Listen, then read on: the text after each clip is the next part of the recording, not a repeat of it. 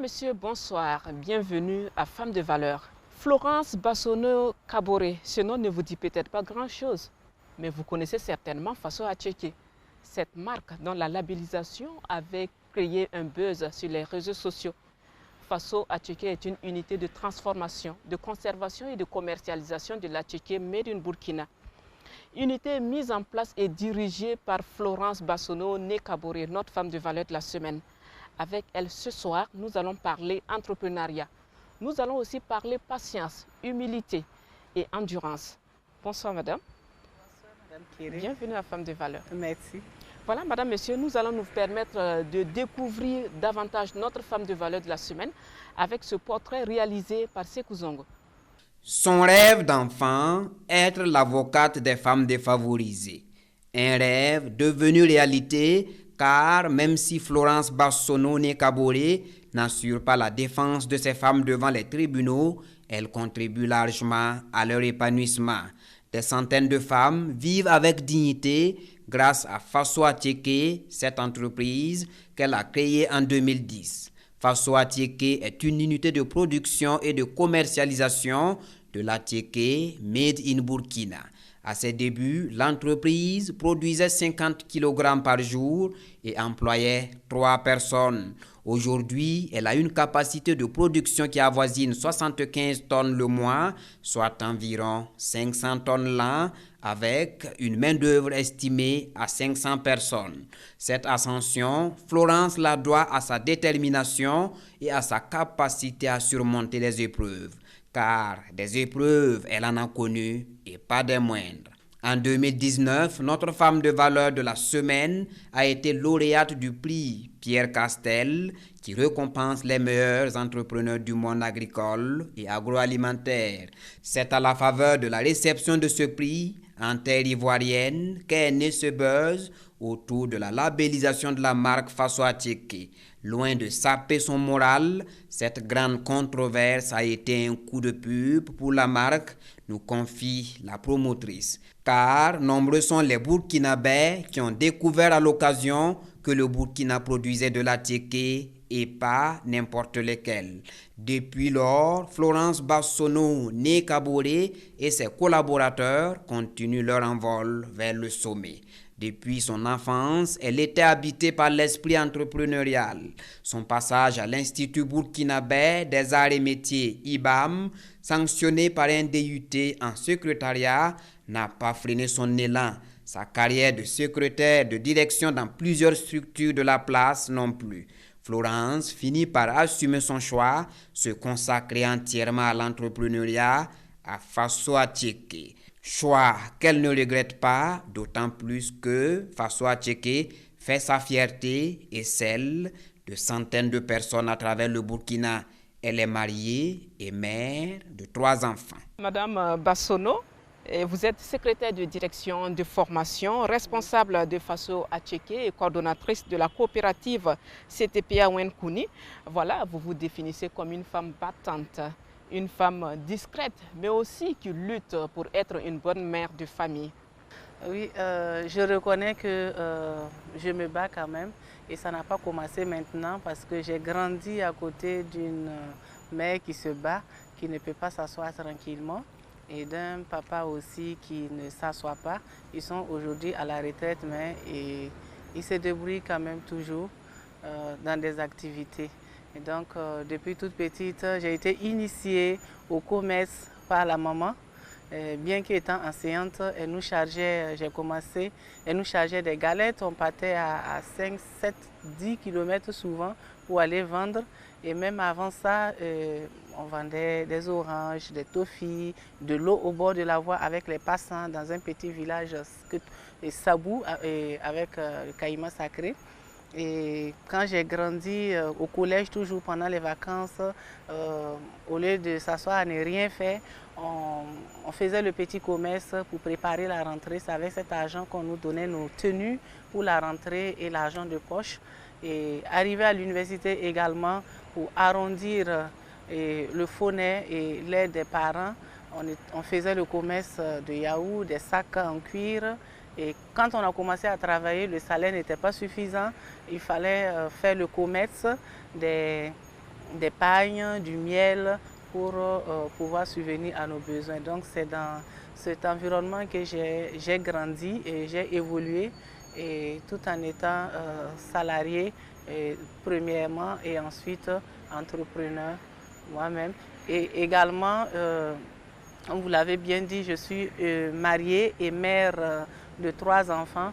Je m'efforce, c'est vrai que les enfants prennent un peu le coup, mais je m'efforce d'être une bonne mère pour les enfants. Vous l'avez dit, vous avez travaillé dans plusieurs services en tant que secrétaire de direction jusqu'à ce que vous preniez votre décision de vous mettre à votre propre compte. Dites-nous quels ont été les premiers pas vers l'entrepreneuriat, surtout vers la création de Faso Achiche. Oui, effectivement, je suis secrétaire de direction de formation et j'ai commencé à travailler depuis 2000, approximativement dit depuis 2006. En 2009, l'idée de l'entrepreneuriat est venue et c'était à la suite d'une menace de licenciement. Pour ma part, c'est ça qui a vraiment sonné la cloche pour que je puisse me rendre compte qu'il fallait maintenant se lancer dans l'entrepreneuriat. Et donc, dans la recherche de cette activité qui va me permettre d'être autonome, de ne plus subir les humeurs, comme j'aime le dire, d'un employeur, je suis allée tomber sur l'attiéké qu'on transportait pour venir au Burkina dans des conditions vraiment pas saines, très hygiéniques. Voilà, pas hygiéniques. Alors que c'était un produit que moi-même je consommais beaucoup en tant qu'étudiante. C'est pas le vrai attiéké, nous on l'appelait attiéké, c'était du gari qu'on mangeait et on aimait bien. Et donc quand j'ai vu les conditions dans lesquelles ce produit était transporté, j'ai dit non, je ne vais plus manger de l'attiéké si ça n'est ainsi. Et un soir à la descente du travail, on m'a montré un produit de l'attiéké qui était encore tout chaud. Et l'idée est venue en même temps, voilà ton activité. Parce que je ne savais pas qu'on pouvait produire ce produit-là au Burkina Faso. Donc du coup, j'ai commencé à faire des recherches et à taper aux différentes portes pour avoir le soutien nécessaire. Soutien financier. Voilà, financier. Est-ce que vous avez été formé dans la transformation du manioc en attiéké? Oui, quand l'idée est venue, je suis allée me former et j'ai réuni 3 femmes. Nous sommes allés aussi nous former parce que quand tu veux commencer une activité, si tu ne connais pas et que c'est les gens qui doivent produire pour toi, je ne pense pas que ça ira loin. Donc il fallait maîtriser même l'activité et nous avons commencé avec les 3 femmes, plus moi, l'activité. C'était vraiment pas facile parce qu'on n'arrivait même pas à écouler 50 kilos par jour. On est passé de 50 kilos au début par jour.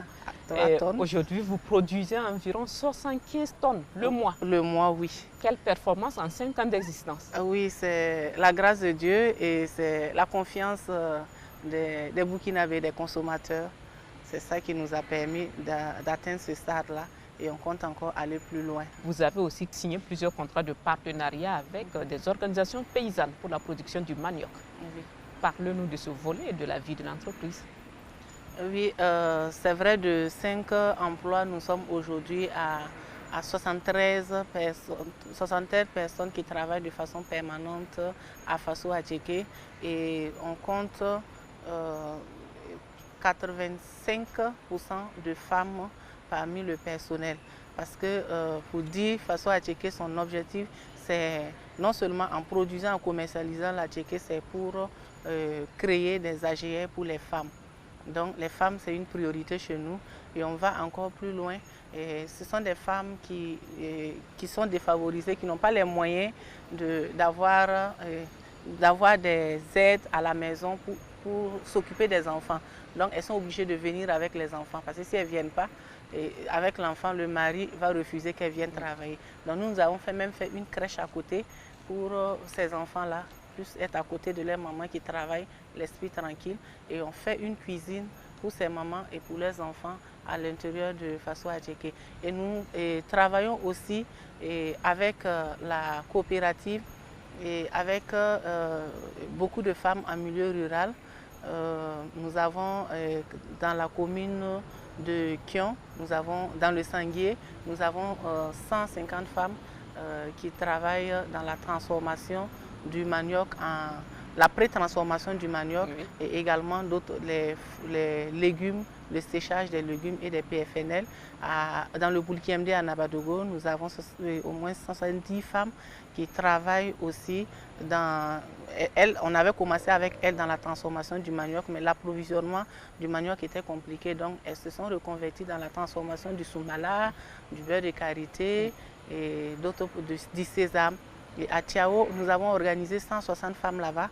Tiao, dans la commune de Kassou, à Sapui, 160 femmes pour la production même du manioc. Voilà, Madame Bassono, on va parler à présent de la labellisation de Faso Attiéké qui a défrayé la chronique il y a un certain temps, c'était en 2019. Il faut dire que c'est suite au prix Pierre Castel 2019. Donc Faso Attiéké a été lauréate au niveau du Burkina et la remise de prix a été faite à Abidjan à l'occasion du Sahara 2019. Donc c'est de là qu'est venu le buzz et je rends grâce à Dieu parce que ça a été une communication que Dieu a faite pour Faso Attiéké et également ça a été également le point de départ pour la valorisation même du manioc au Burkina Faso. Tout le monde sait que dans la transformation du manioc, c'est vraiment toute une filière qu'on organise, beaucoup d'acteurs dans la production, dans la pré-transformation, dans la production de l'attiéké, dans la commercialisation qui se développe et vraiment plusieurs personnes qui en bénéficient. C'est depuis le buzz. Voilà, depuis tout ça a été possible. Oui, c'est vrai qu'il y avait des actions en faveur du manioc, mais c'était des actions encore timides. Parce que quand on parle du manioc, c'est plutôt, même les Burkinabés me sont étonnés, ils vont tout de suite te dire c'est Orodara, c'est Bobo, c'est Gawa, c'est Afada qu'on parle du manioc. Mais aujourd'hui, je pense que ce problème est levé parce qu'au centre-ouest aussi, il y a des projets et le gouvernement aussi qui s'intéresse à des projets au centre-ouest, au centre-est, au centre-sud, et également au centre et dans le plateau central. Est-ce qu'aujourd'hui on peut dire que Faso Attiéké produit de l'attiéké 100% burkinabé?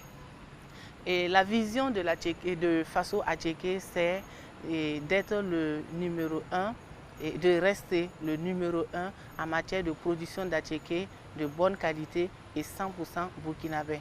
Et nous savons que le manioc, au début, comme je l'ai dit, quand on dit manioc, on se dit que ce n'est pas possible de le produire au Burkina Faso.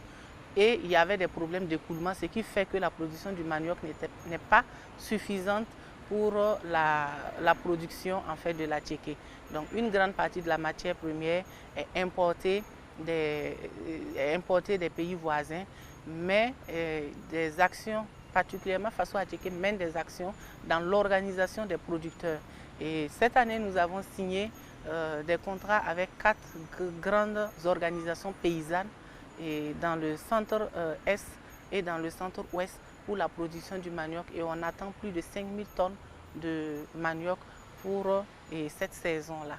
Donc on croit à l'autosuffisance en manioc d'ici un avenir très proche. Vous êtes aussi, Madame Bassono, coordonnatrice de la coopérative CTPA Wenkouni, qui signifie coopérative de transformation de production agricole.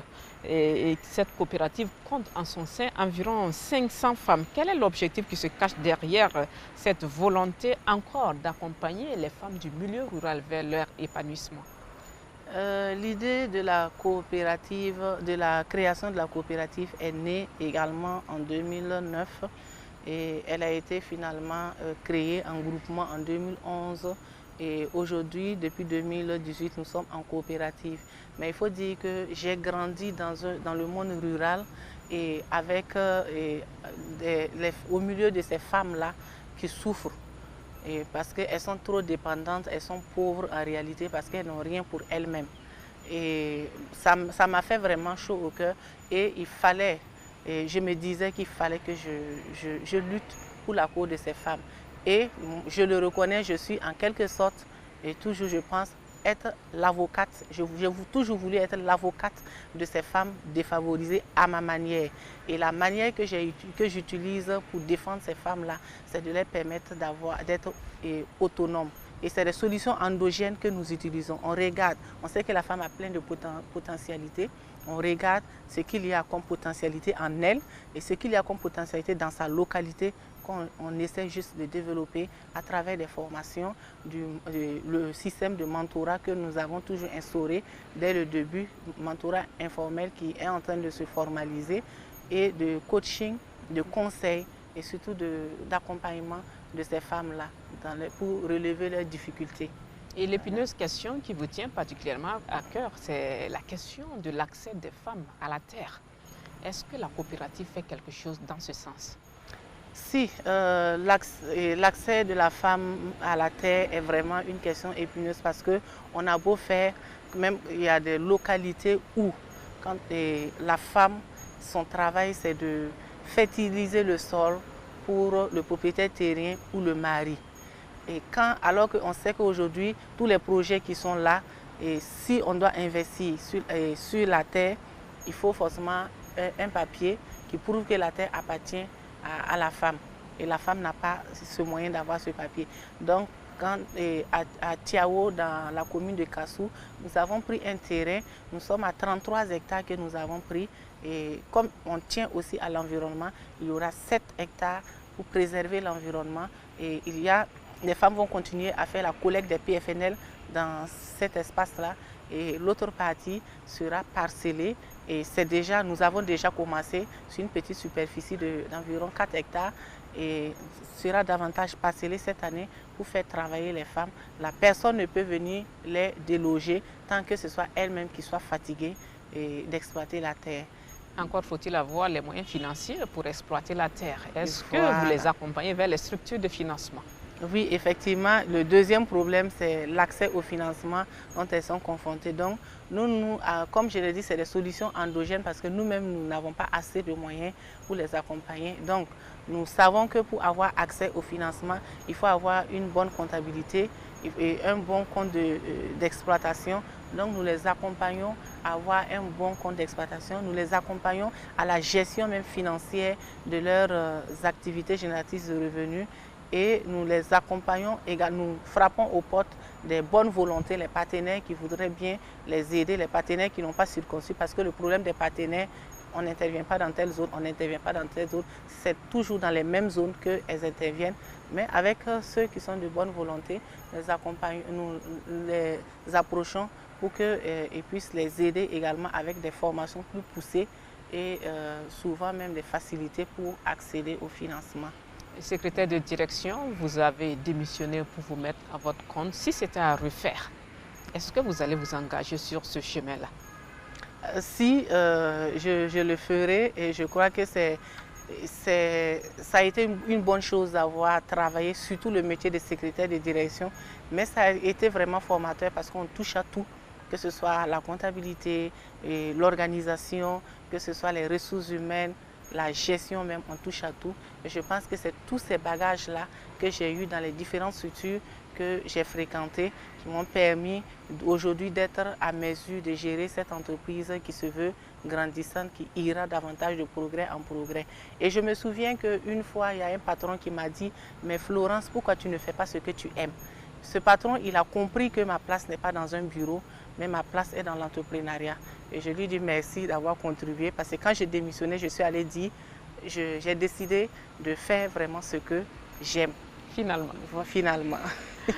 Quels sont les arguments que vous allez utiliser à votre tour pour convaincre ceux-là qui ont un pied dans l'administration et l'autre pied dans l'entrepreneuriat? Je leur dirais d'être tout simplement courageux parce que c'est le manque de courage. Ces personnes-là ont peur. Et moi, j'ai vécu cette situation. Il y a même ton entourage qui dit « Ah, tu vas démissionner, comment tu vas faire? Tu ne peux pas continuer à jongler. » Mais quand on jongle, on ne peut pas bien avancer. C'est depuis 2016, quand j'ai pris mon courage à deux mains pour démissionner et être conscient que maintenant que j'ai démissionné, mon activité doit me permettre d'avoir le salaire que je gagnais. Il faut que je bosse dur. Donc, il faut prendre le courage à deux mains. De toute façon, Et tu ne vas, tant que tu te bats, et je dis toujours, quand tu as deux mains, tu as deux pieds, tu as une tête pour réfléchir, tu ne mourras jamais de faim. Il suffit seulement de te battre. Donc, courage. Voilà. Et accepter prendre le risque. Accepter prendre le risque. Et puis, il faut être patient parce qu'on ne va pas manger aujourd'hui. Il faut avoir une vision en fait. Et travailler, quand on travaille, c'est pour le long terme qu'on travaille. Là, on prend le temps de bien bâtir. Vous êtes une femme très occupée. Vous voyagez tant à l'intérieur du pays qu'à l'extérieur. Est-ce que vous trouvez du temps pour vous-même? Oh, c'est vraiment une question. Trouver du temps pour nous-mêmes, on a souvent du mal parce que c'est souvent mon mari qui me force souvent, qui me confie souvent mon ordinateur et pour que je puisse me reposer moi-même. Parce qu'on dit, de toute façon, si tu n'es pas là aujourd'hui, le travail continue. Donc, il faut préserver ta vie pour ta famille également. Donc, on est interpellé, il faut qu'on ait du temps pour nous-mêmes. Mais bon, on se dit souvent, comme on est encore jeune, on a le temps de travailler et puis après, on se reposera. Voilà. Entre Faso Atcheke et la coopérative, il y a bien sûr les enfants, la famille. Comment vous arrivez à concilier toutes ces occupations? Oui, déjà pour pouvoir concilier toutes ces occupations, il faut se rendre compte qu'on n'a pas les mêmes rôles, les mêmes préoccupations que les hommes. Parce que moi, je me rappelle, je me mets toujours dans la tête que j'ai 3 ou 4 rôles que je dois assumer bien. Donc, pour pouvoir bien les assumer, il faut une bonne gestion, une bonne planification de son temps. Donc, si tu ne sais pas gérer ton temps, c'est vraiment compliqué. Et il faut communiquer aussi avec le conjoint. Donc, je communique beaucoup avec mon mari, mais j'ai cette grâce-là d'avoir un époux qui m'accompagne, qui me comprend et qui, même quand je ne suis pas là, s'implique bien dans mes activités et dans la gestion des enfants à mon absence. Donc, mais on compte toujours vraiment sur la grâce de Dieu pour arriver à jouer ces quatre rôles de mère, rôle de mari et rôle d'entrepreneur à 2 niveaux et également le rôle social et culturel. Voilà. Et quelle lecture faites-vous de l'entrepreneuriat au Burkina de façon générale? L'entrepreneuriat au Burkina, ça évolue quand même bien parce qu'on voit des actions à tous les niveaux et en faveur de l'entrepreneuriat, que ce soit au niveau politique et au niveau même de la société civile. Et tout le monde, on parle entrepreneuriat partout. Donc, ce qu'il y a lieu de faire, c'est de songer vraiment aux difficultés que les jeunes et surtout les femmes rencontrent pour se lancer dans l'entrepreneuriat. On dit entreprendre, oui, mais avec quoi on va entreprendre? Et si on n'est pas encouragé, les conditions ne sont pas favorables. Surtout l'accès au financement, l'accès à l'information, il faut que ce soit vraiment géré. Et ce n'est pas par la bouche en fait, il faut des actions concrètes sur le terrain. Et il faut impliquer, il faut que ceux qui montent les projets travaillent avec les vrais acteurs sur le terrain pour voir la réalité, au lieu de monter des projets déjà beaux sur les papiers mais difficiles à appliquer sur le terrain.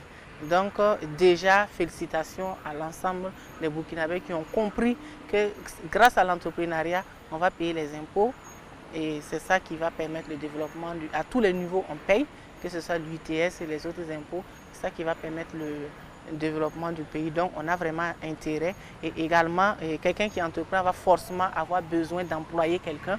Donc ça résout le problème de chômage, donc ça soulage à tous les niveaux, que ce soit l'État, que ce soit la population, ça soulage. Et l'entrepreneuriat, et également, nous qui travaillons dans l'agroalimentaire, on permet de rendre le produit disponible, le produit facile à consommer, le produit de bonne qualité et même à coût réduit pour la population. Donc franchement, l'entrepreneuriat, c'est à encourager et avec les bonnes manières, bien sûr. Voilà, madame, on va s'arrêter là. D'accord. C'est bref, mais c'était très enrichissant. Merci. Nous vous souhaitons bon vent dans vos entreprises. Merci bien. Merci, madame Kéré.